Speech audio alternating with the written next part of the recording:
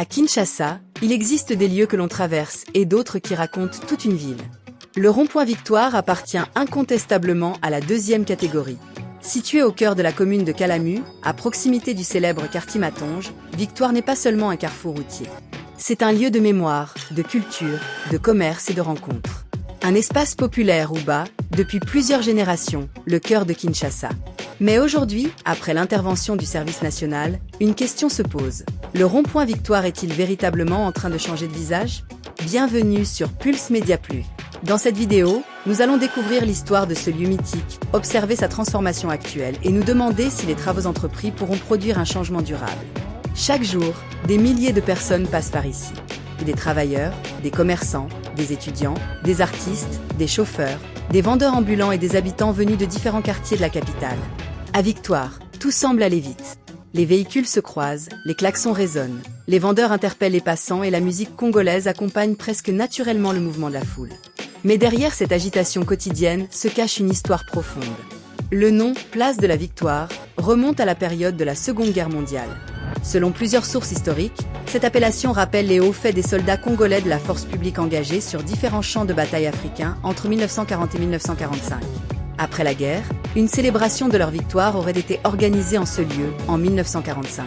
C'est ainsi que la place, puis l'avenue qui la traverse, ont progressivement été associées au nom de Victoire. Cependant, l'importance historique de ce carrefour ne s'arrête pas à la Seconde Guerre mondiale. Le 28 décembre 1958, Patrice Emery Lumumba y aurait tenu l'un de ses premiers grands meetings populaires, devant plus de 10 000 personnes. Quelques jours plus tard, le 4 janvier 1959, les revendications politiques et sociales qui agitaient Léopoldville débouchèrent sur de violentes émeutes. Ces événements accélérèrent considérablement la marche du Congo vers son indépendance. Victoire se trouve donc au croisement de plusieurs mémoires.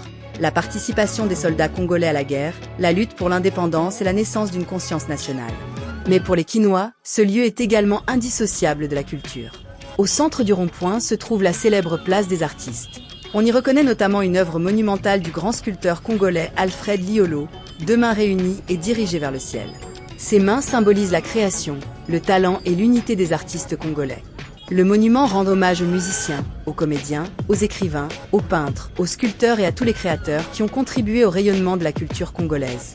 À proximité se trouve également la statue de François Luambo Makiadi, plus connu sous le nom de Franco.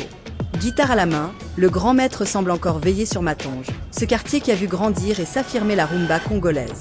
Cette statue en bronze, inaugurée en octobre 2015, rappelle la place considérable occupée par Franco dans l'histoire musicale de la République démocratique du Congo et de toute l'Afrique. Victoire est ainsi devenue un véritable carrefour artistique. Pendant plusieurs décennies, les maisons de disques, les bars, les terrasses, les studios et les lieux de spectacle ont attiré les musiciens et les passionnés de culture.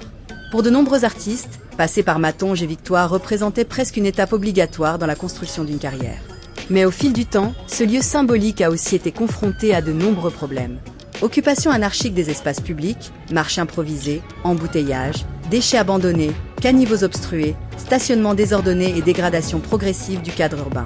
À plusieurs reprises, les médias et les habitants ont dénoncé l'état d'insalubrité autour de la place des artistes. Un lieu censé honorer les grandes figures de la culture congolaise donnait parfois l'impression d'être abandonné.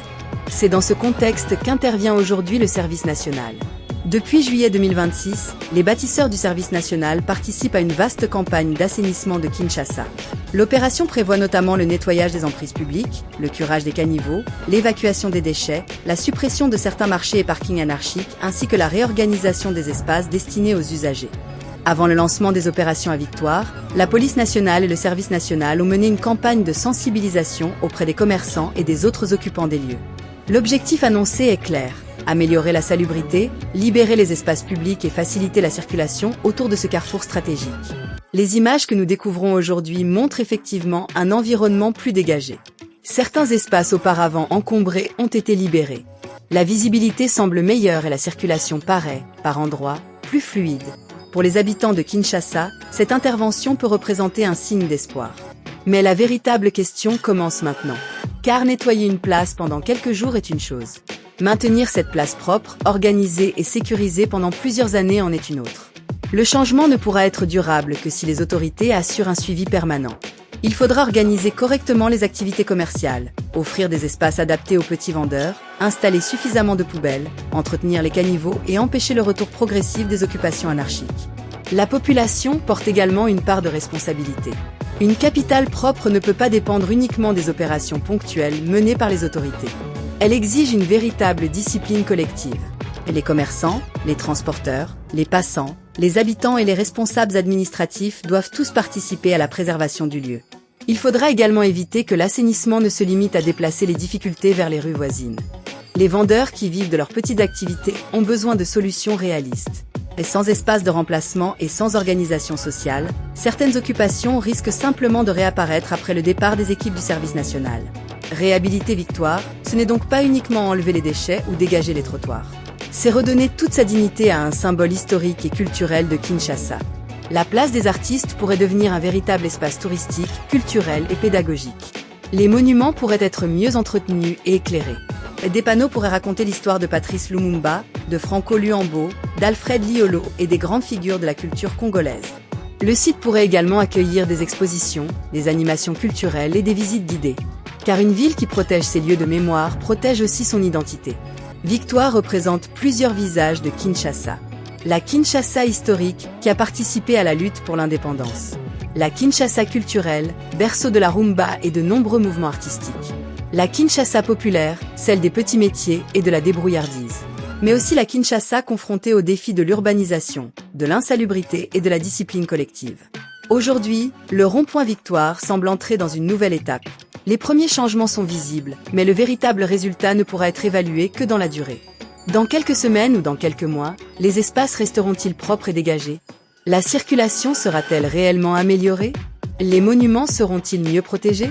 Les vendeurs déplacés bénéficieront-ils d'une solution organisée? Et surtout, la population adoptera-t-elle les comportements nécessaires pour préserver ses efforts? Le rond-point Victoire mérite mieux qu'une transformation provisoire. Il mérite une réhabilitation durable, à la hauteur de son histoire et de sa valeur culturelle. Parce que Victoire n'est pas seulement un rond-point. Victoire est une mémoire. Victoire est une scène populaire. Victoire est une partie vivante de l'âme de Kinshasa. Et vous, que pensez-vous du nouveau visage de la place Victoire après l'intervention du service national?